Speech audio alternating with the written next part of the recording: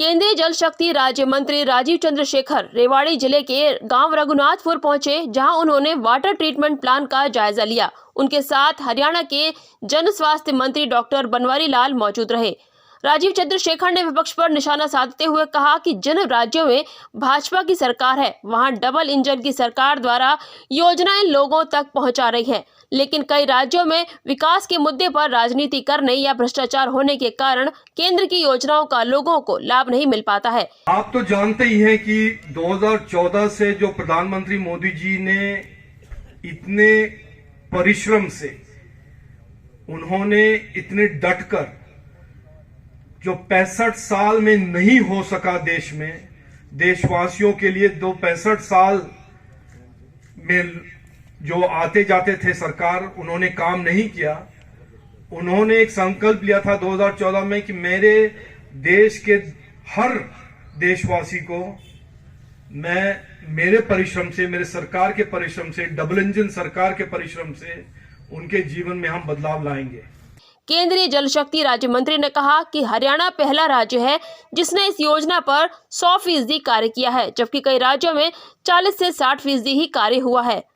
और जब मैंने इस कार्यभार, ये रिस्पॉन्सिबिलिटी मैंने शुरू किया, मैंने पूछा मेरे मंत्रिमंडल में मेरे साथियों से कि कौन सा ये एक प्रदेश है जिसने बहुत अच्छा काम किया है, मुझे वहां पर लेके जाइए ताकि मैं सीख सकूं वहां से, और दूसरे जो देश हैं, प्रदेश हैं जहां पर काम हो नहीं रहा है, यहां से सीखकर वहां पे उनको बता दूं कि ये हो सकता है, ये काम करना चाहिए। तो उन्होंने एक शब्द में, एक स्वर में कहा, हरियाणा में जाना है। हरियाणा ने जो काम किया है, और उन्होंने आपका गांव का नाम लिया कि यहां से शुरुआत करें, क्योंकि यहां पर 2022 में ही काम पूरा हो गया था।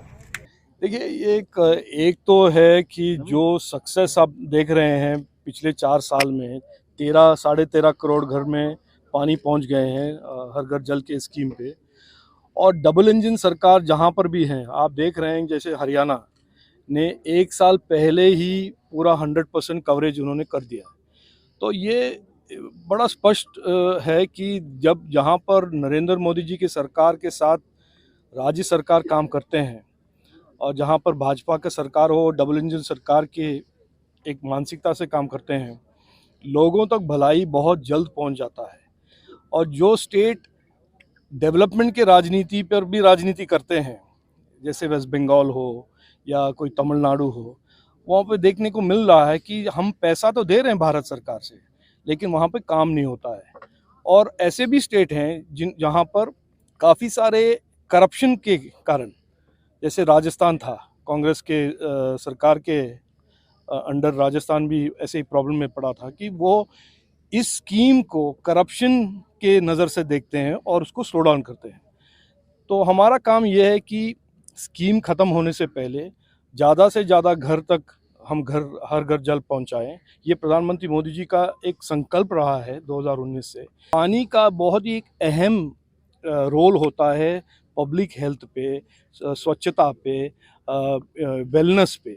तो पानी एक हर घर पे पहुंचाना प्रधानमंत्री मोदी जी ने 2019 में उन्होंने संकल्प लिया कि हमें करना ही है। और जहां पर राज्य सरकार उनके साथ काम करते हैं, लोगों के घर पर पानी पहुंचता है और उनके जीवन में बदलाव आता है।